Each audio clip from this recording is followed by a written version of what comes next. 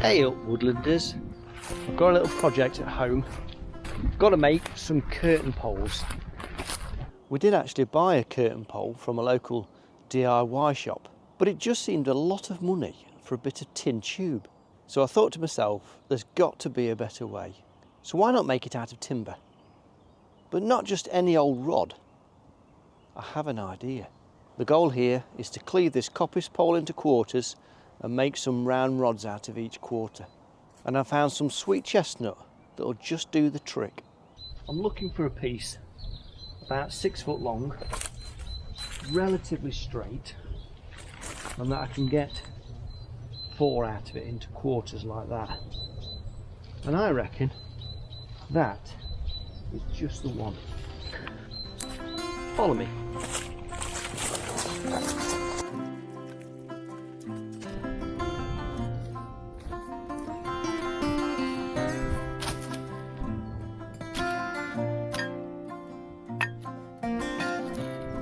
This is fairly freshly cut chestnut. I think I cut it about 5 months ago.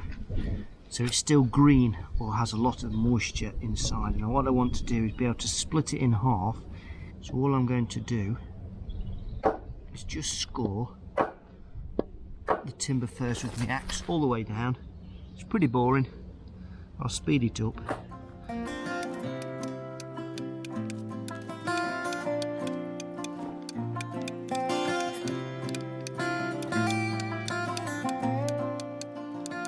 Rinse and repeat. I'm not sure if this is absolutely necessary, simply because sweet chestnut normally splits perfectly.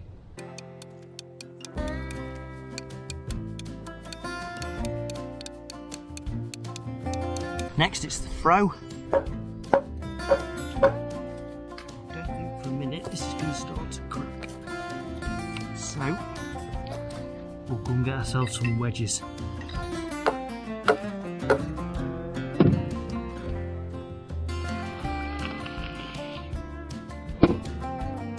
Well, it's not tracking my split. We'll go with it.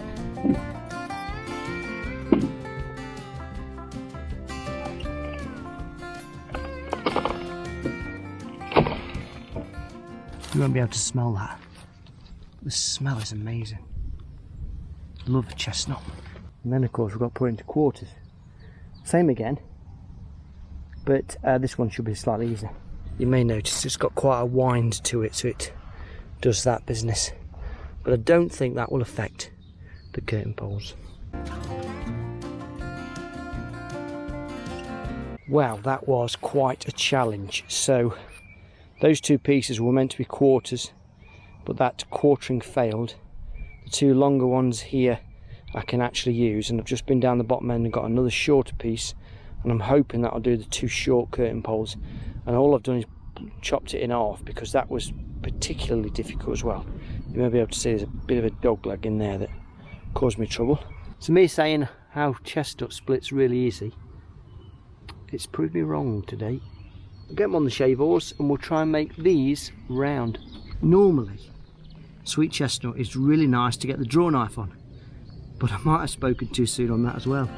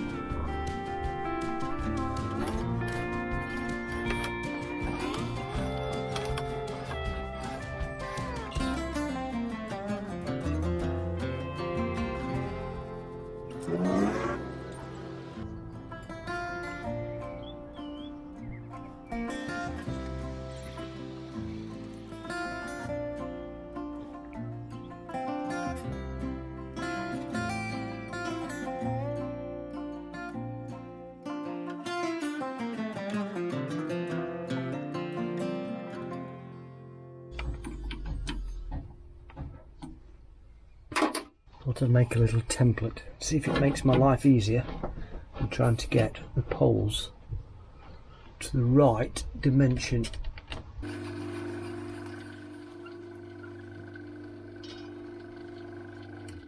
Bit ugly, but that should do it. I am desperate for a workshop tidy up. This has been poorly sharpened by hand before, and I don't think I can ever make a really good job of it because there's a curve to it that way, and then they've sharpened it in the middle more than the edges, so there's a curve to it inside as well. So we'll just do what we can. It wasn't very sharp at all. I can see all little nicks in it all the way down.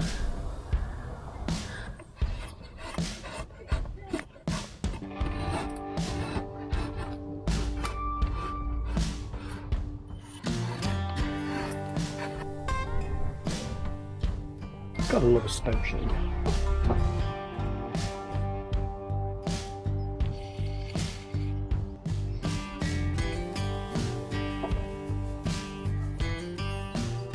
With all of the poles prepped ready and dry fitted to make sure that they do sort of work, I've got to figure out a way of stopping the curtains from falling off the end of the pole. And normally there's a thing that goes on the end and you buy them and they fit inside a tubular pole. Idea I've got is to drill a hole in the end and put a long trenail, which is like a square peg that would have used in timber framing to hold a joint in place. And I thought if I make a feature of it, and so this peg can kind of be pulled in and out to get the curtains on and off.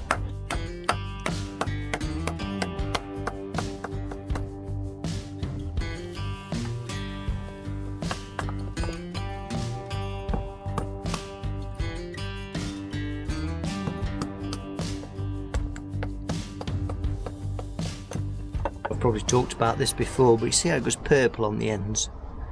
That's due to the tannin content, or the tannic acid, in the timber itself. And when a steel axe or a steel tool comes against it, it's actually starting to make the timber react with the steel, and eventually it will rot the steel. Fascinating, isn't it?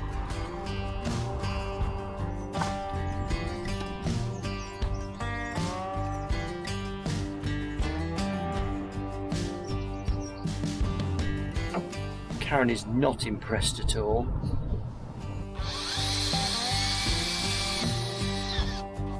I suppose you saw what I did with my little nail, do you?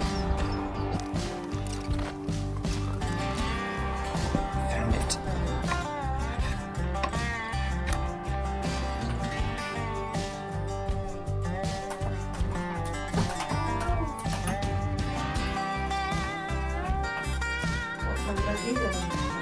It's too late now, I've grown old. We're having pegs.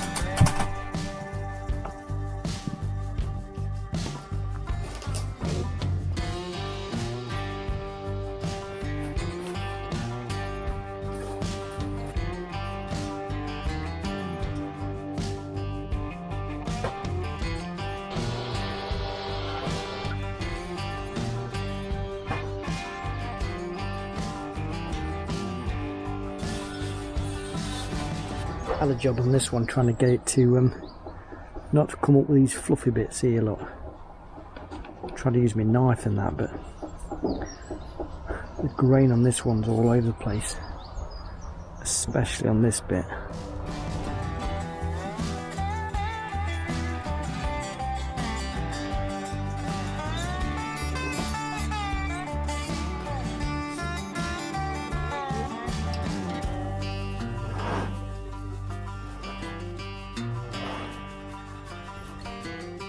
Thanks ever so much for watching this little video of our coppice pole to curtain pole. Hope you like it. So if you're able to, rather than buying something off the shelf, why not make it yourself? See you on the next one.